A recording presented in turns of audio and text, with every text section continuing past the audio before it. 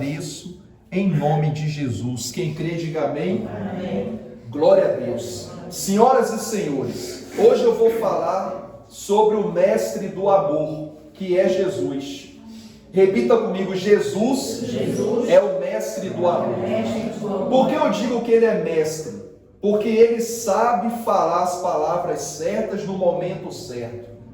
Ele tem a resposta para tudo, para a nossa vida. Tudo que você precisa saber, Jesus tem a resposta.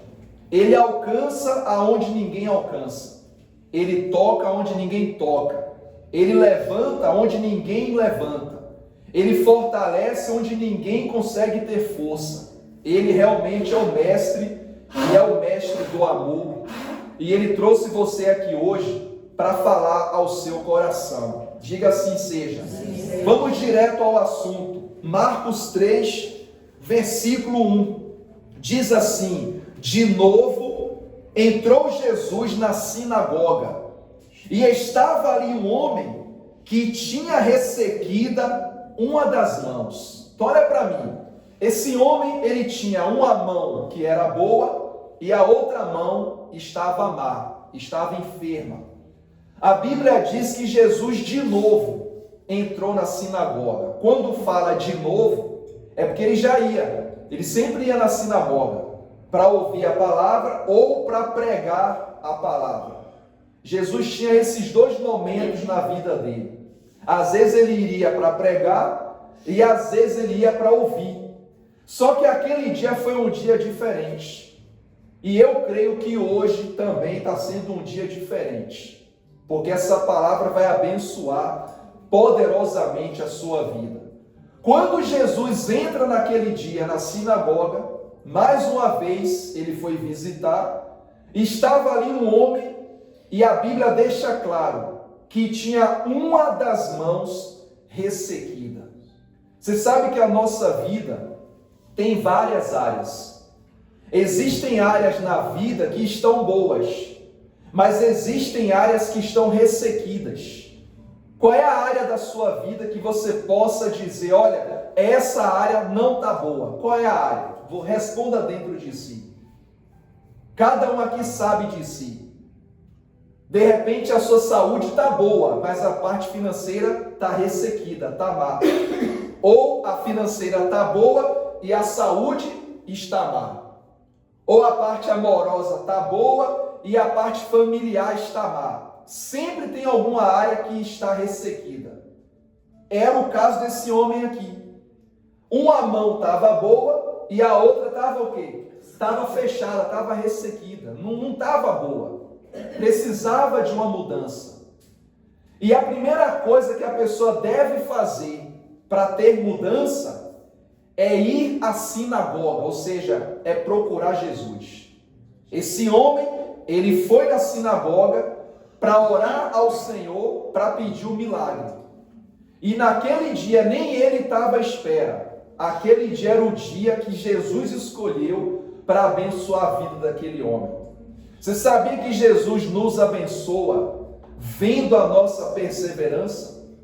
Ele vê que você, mesmo enfrentando problemas, você não desiste. Ele vê que você, mesmo em dificuldade, você não desiste. Ele vê que você, mesmo com as portas fechadas, você não desiste. O Senhor está vendo tudo, Ele sabe de todas as coisas. Como Ele sabia da situação daquele homem. Mas naquele dia foi um dia marcado para mudar a vida daquele homem. Aprenda uma coisa: Deus não tem datas para mudar a vida de ninguém. Deus trabalha com o tempo. É no tempo dele.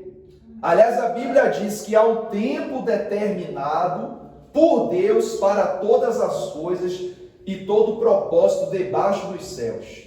O tempo é de Deus, a fé é nossa, mas o tempo é de Deus. Repita comigo: a fé é minha, mas o tempo é de Deus. Você crê que chegou o tempo de Deus para você? Você acredita nisso? Então aguente mais um pouco. Você não pode cruzar o braço. Não é porque ontem deu errado que amanhã vai dar errado de novo. Não caia na falácia do diabo. O diabo é especialista em pegar os traumas, as decepções e colocar no hoje. Olha, você não conseguiu ontem, vai dar tudo errado hoje. Diga, está arrependido. Então não caia na conversa do mal. Ajoelhe-se sim diante da palavra de Deus. Se é para cair, caia aos pés de Jesus. Porque Ele é o mestre do amor. E Ele nos levanta, nos abençoa. Então aquele homem, preste atenção, ele não estava bem. Mas ele, ao invés de ficar em casa, ele fez o quê? Eu vou na sinagoga, eu vou na igreja. Eu vou ouvir a palavra. Minha mão está assim, mas minha fé está forte. Minha mão está ressequida, mas minha fé não está ressequida. Minha fé está boa. E eu vou usar a minha fé. É o que você tem que aprender. Você está passando por problemas, mas a sua fé não tem problema. A sua fé está forte. Como é que você vai desanimar na fé se a fé é a única ferramenta que Deus lhe deu para você mudar situações com a ajuda dele? Você não pode desanimar na fé. Você pode sim desanimar com as coisas da vida, mas com a fé nunca desanime, porque a recompensa virá. Há um cantor brasileiro que ele diz assim, ó, a fé na vitória tem que ser inabalável. Olha só, e ele nem é da igreja, mas ele fez uma música e botou essa frase, a fé na vitória tem que ser inabalável, ou seja, venha o que vier, a fé na vitória tem que permanecer. E a nossa vitória vem de quem? Vem de Deus, igreja.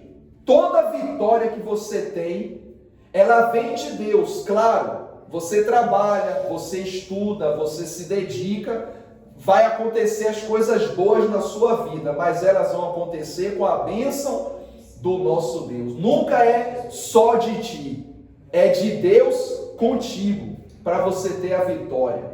Tudo que acontece de bom na minha vida, eu coloco Deus na frente e agradeço a Ele. E tudo que acontece de mal, a culpa foi minha, não foi de Deus não, foi eu que errei. E eu tenho que sofrer as consequências. Coloque isso na tua cabeça. O que acontece de bom, Deus me ajudou. E o que acontecer de mal, foi alguma coisa que eu fiz. E vou colher. Plantou, colhe. É verdade ou não é? Plantou o que é certo, vai colher bênção. Plantou o que é errado, vai colher tragédia, fracasso e derrota. Não tem escapatória. É a lei da semeadura. Então seja humilde para reconhecer isso. O que acontecer de bom, Deus me ajudou. E o que acontecer de mal, olha, se calhar eu falhei, duvidei, errei, tomei atitudes que não deveria, vacilei, porque é um ser humano, ninguém é perfeito. Agora pega as falhas que você teve e não repita mais. Quando surgem outras bênçãos, não repita as falhas que você usou no passado. Vigia essa parte aí. Quem percebe o pastor? Por isso que eu digo, aquele homem, ele pensou o seguinte, minha mão está ressequida, mas eu não vou deixar minha fé ficar ressequida.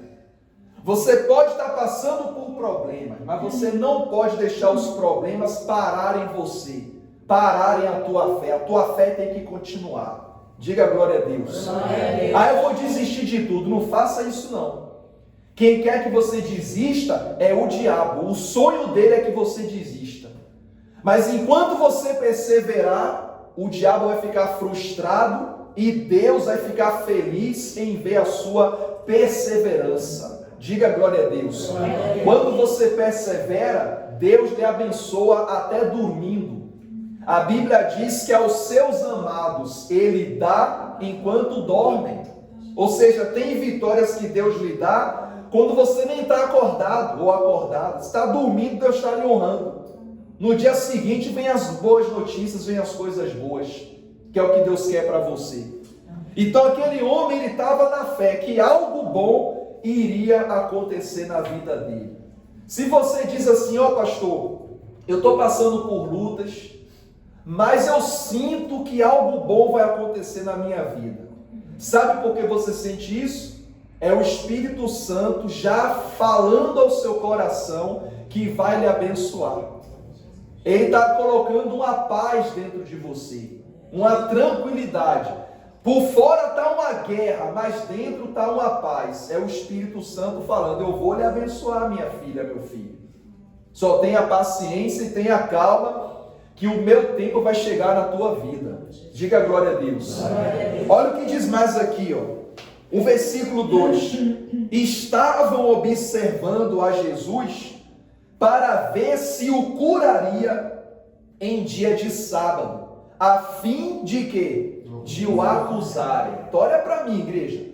A gente só acusa alguém mediante um crime comprovado. É verdade ou não é? Jesus aqui ia por acaso cometer algum crime? Curar alguém é cometer algum crime? Mas para aqueles homens era. Para aqueles homens religiosos era crime Jesus curar em dia de sábado. Porque há uma lei judaica que aos sábados não é para fazer o quê? Nada. Nem trabalhar, nem fazer nada. E eles estavam olhando Jesus, porque Jesus estava na sinagoga e Jesus já tinha o hábito de trabalhar aos sábados, de curar, pregar, fazia tudo ao sábado. Ele quebrava as regras, no bom sentido. Então os religiosos pensaram assim: ó, vamos ver se ele vai fazer alguma coisa. E logo no sábado, que era um dia, entre aspas, de descanso. Mas é um dia de descanso para meditação. Por exemplo, hoje é sábado. O que Deus quer que eu e você façamos? A gente venha refletir que foi hoje que Deus descansou da obra que Ele fez. Foi hoje que Ele parou, olhou para o mundo, olhou para a natureza e descansou e disse: fiz a minha obra, já está tudo completo. É para refletir na obra que Deus realizou. Então hoje é para você refletir no que Deus já fez, está fazendo e ainda vai fazer na sua vida. Diga glória a Deus. E eles estavam de olho, mas Jesus não estava preocupado com os olhares acusadores. O único olhar que Jesus estava atento era o olhar daquele homem que precisava de ajuda. Jesus também está atento ao olhar da senhora, ao olhar do Senhor. Ele está vendo todas as coisas. E Ele quer trazer alegria para o teu coração. Eu não falei no início que Ele é o mestre do amor? Se Ele é o mestre do amor, Ele tem todo amor para lhe dar. Olha o que diz o versículo 3. E disse Jesus ao homem da mão ressequida: vem para o meio. Jesus falou o que para ele? Vem para o meio. Eu acredito que esse homem, por ter uma deficiência, ele estava lá atrás. Estava lá no último banco, encostado na parede, digamos assim. Com vergonha, que ele tinha a mão adoentada. Mas Cristo, para mostrar que não podemos ter vergonha de assumir os nossos problemas, Jesus fez o quê? Ó, fulano, vem aqui para o meio. Estava a sinagoga cheia, e aquele homem ouve a voz de Jesus. Esse é o primeiro passo para você resolver um problema, é ouvir a voz de quem? De Jesus. A voz de Deus, a voz de Jesus, a voz do Espírito Santo.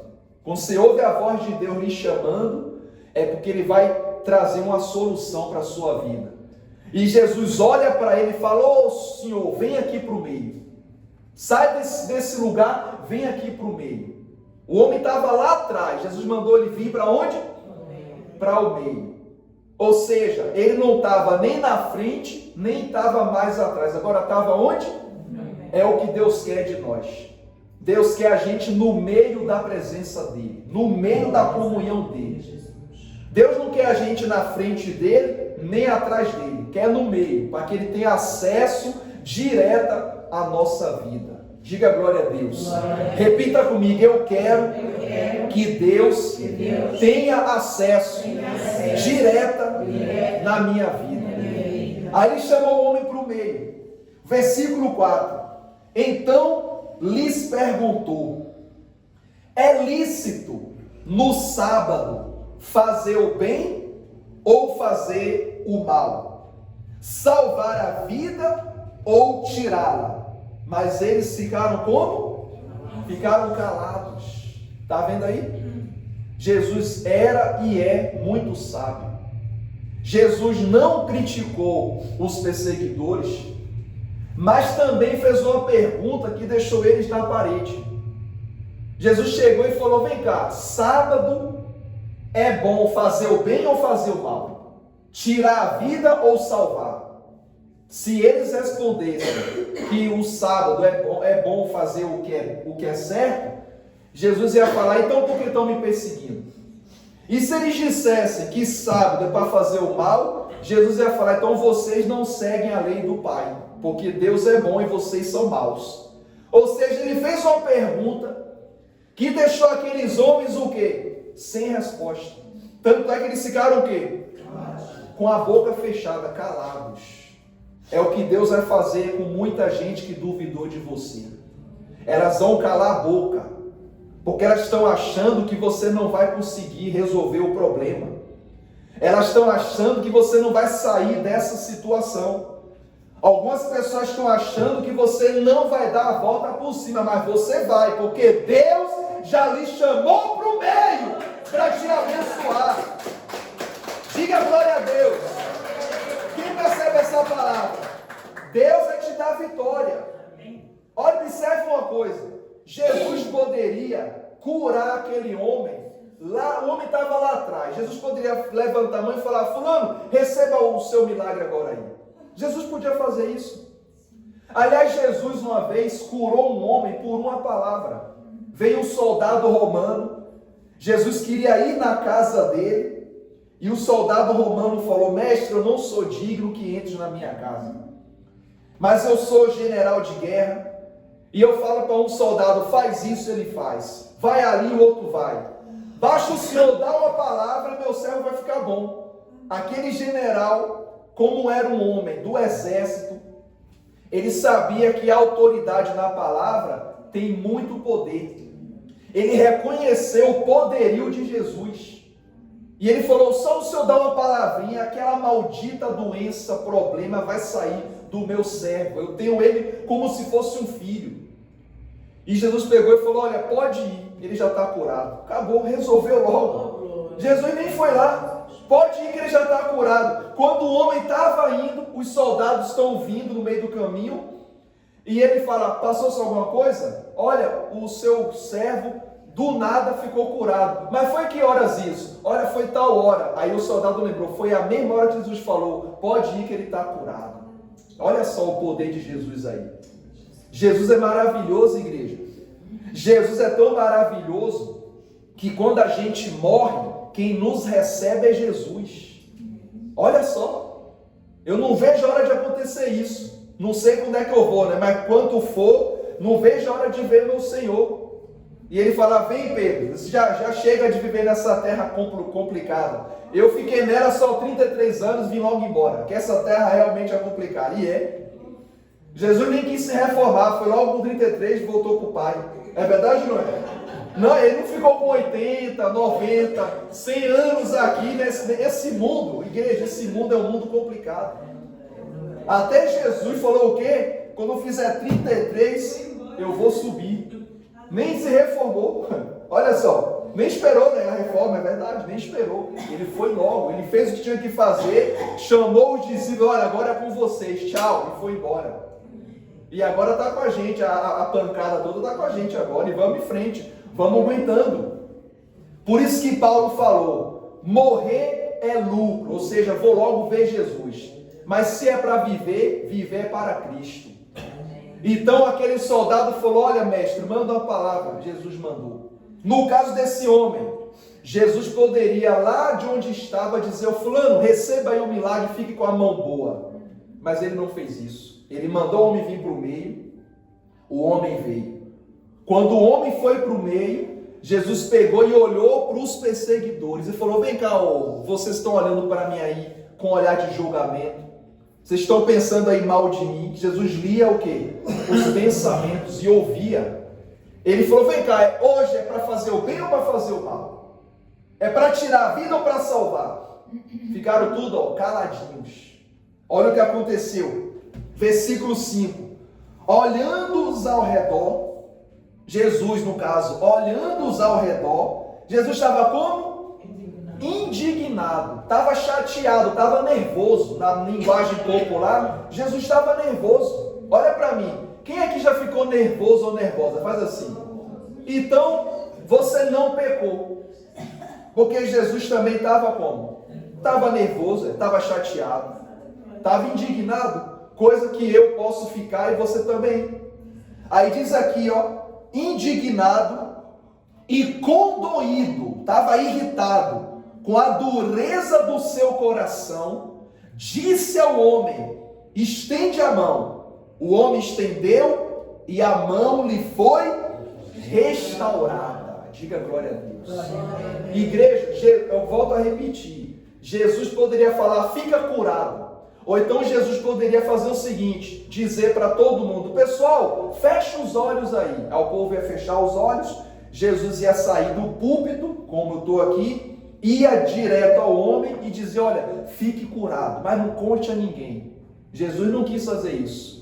Teve momentos na Bíblia, que você já leu, que Jesus curava e falava o quê? Não conte a ninguém. É verdade ou não é? Nesse caso aqui foi um milagre público.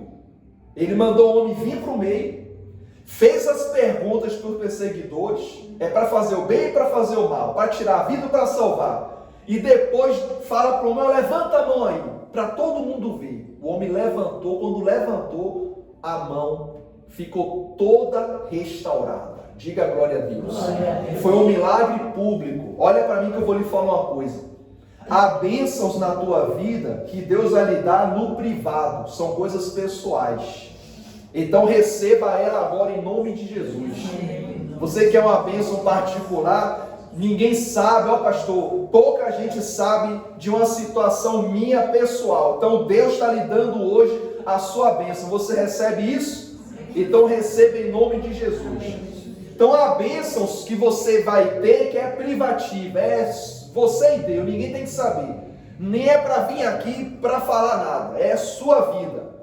Mas tem bênçãos que vai ser pública, não tem como esconder. Não tem como esconder, é algo público, todo mundo vai saber. Então essas bênçãos Deus tem para lhe dar. Esses milagres Deus tem para lhe entregar. Então eu declaro como servo de Jesus, que você receba agora, em nome de Jesus. São agora 10h30 quase, 10h25. Receba agora a sua bênção privada e a sua bênção pública. Diga glória a Deus. Deus tem poder para fazer isso. Então ele fala para o homem: estende a mão. O homem estendeu a mão. Quando estendeu, o milagre aconteceu. Não sei se você reparou, de vez em quando, o que eu falo para você? Estende a mão lá para a sua casa. Quando eu peço você fazer isso, é baseado nessa palavra aqui, ó. Porque Jesus mandou estender o quê? A mão, não para casa, mas no caso desse homem, estendeu a mão para o céu. E a bênção veio na vida dele. Então tudo que compõe o poder de Deus, faça. E faça com fé, que Deus vai honrar a sua fé. E nunca critique a fé de ninguém, a fé dos outros. O mundo tem muitas religiões. Na tua família tem gente religiosa, católica e outras religiões. Vou lhe dar um conselho: não critique a fé deles, não. Eles querem andar de joelho, não sei o quê. Deixe ele, é a fé deles. Vai que eles conseguem o que eles querem. É verdade ou não é? Não critique. Você não faz isso, nem eu. O que a gente faz é dobrar o joelho parado. Eles dobram o joelho em movimento, caminhando de joelho. É a fé dele, não critique mais. Porque só Deus sabe como é que está o coração daquela pessoa. Às vezes ela está num sofrimento tão grande que na cabeça dela ela fala: se eu fizer isso, eu vou conseguir. Deixe ela, não critique não. Eu já fui no passado e acredito que todo mundo aqui já foi muito crítico nisso aí. Eu não faço isso não, isso aí eu mudei, não faça mais isso. Jesus também não criticou. É verdade ou não é? Então deixa, se eu tenho um primo ou um irmão que anda de joelho, que acende vela, que nos é a fé dele, desde que ele não lhe ofenda, deixa ele ou ela, olha, a vida deles. Assim como você, agora vou tocar na ferida. Assim como nós aqui não gostamos que alguém mexa na nossa fé, você gosta que alguém mexa com a tua fé? Você gosta que o teu parente ou alguém fale, você vai sempre na igreja, não sei o quê, você gosta disso? Não, né? Assim são eles quando você fala, para que andar de joelho? Para que isso? Eles não gostam, mas tu também não gosta. Então, para não ter guerra, deixe eles em paz e você viva a sua fé em paz. E isso é o quê? É sabedoria. Às vezes você tem um marido que ele não é da igreja, ele é de outra religião, ele gosta de acender incenso. E aí? Você vai largar o homem por causa disso? Aí arranja outro que gosta de cortar a cabeça de galinha. Pelo amor de Deus. Um já era encapetado, o outro pior. Olha só que situação. Quem percebe o cachorro? É verdade, igreja. É um exemplo meio pesado, mas é verdade. Então é melhor ficar com o do incenso, é melhor. Quem percebe, pastor? Não, do incenso é até tranquilo. Então veja bem, é a fé deles. O apóstolo Paulo falou que a mulher que é santificada, santifica o marido incrédulo, ou o marido que é santificado, santifica a mulher incrédula. Cada um tem a sua fé, você não pode brigar por causa de religião. Olha o mundo de guerra aí, o Irã contra Israel, é briga religiosa. O que acontece? Sangue, inocentes mortos, e ninguém resolve o quê? Então, igreja, aprenda uma coisa.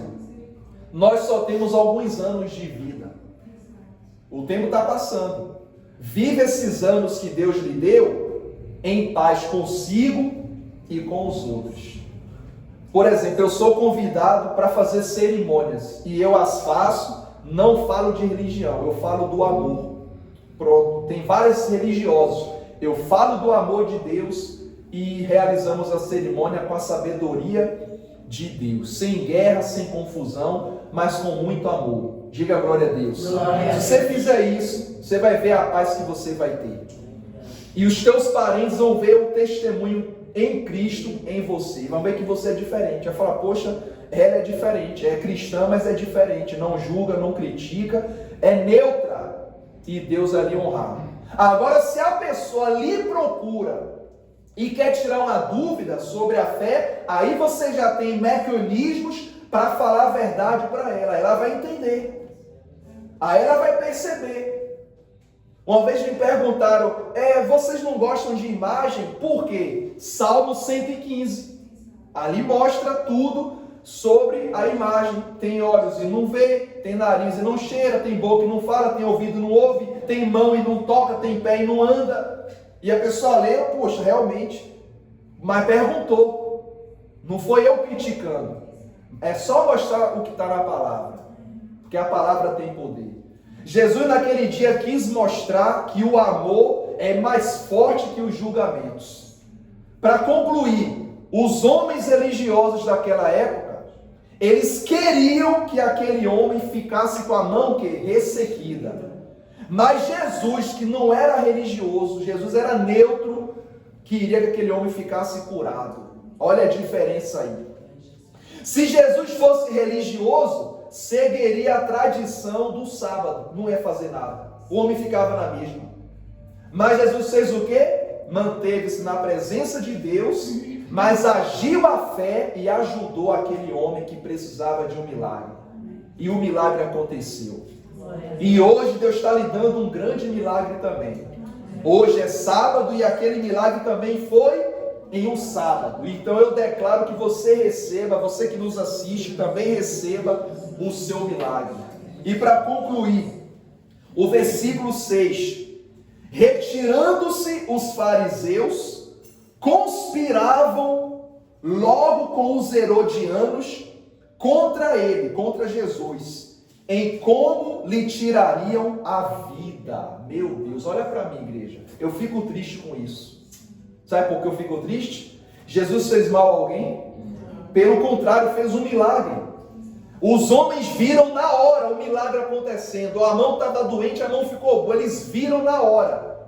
No final da reunião, ao invés de procurarem Jesus e falar, Senhor, desculpa nosso julgamento, olha, glória a Deus pelo milagre. Em vez de fazerem isso, sabe o que fizeram? Se reuniram e disseram, olha, vamos fazer uma forma de matar esse homem. Sabe o que é isso? Maldade no coração.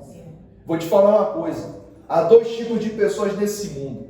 As que têm um coração bom e as que o coração é mau. Você tem parente que o coração dele ou dela é bom, mas tu tem parente que o coração não tem um coração, tem ali uma cobra enrolada. Tem lá uma serpente, nem é pedra, é uma serpente enrolada. Você tem parente que é o diabo em carne e osso.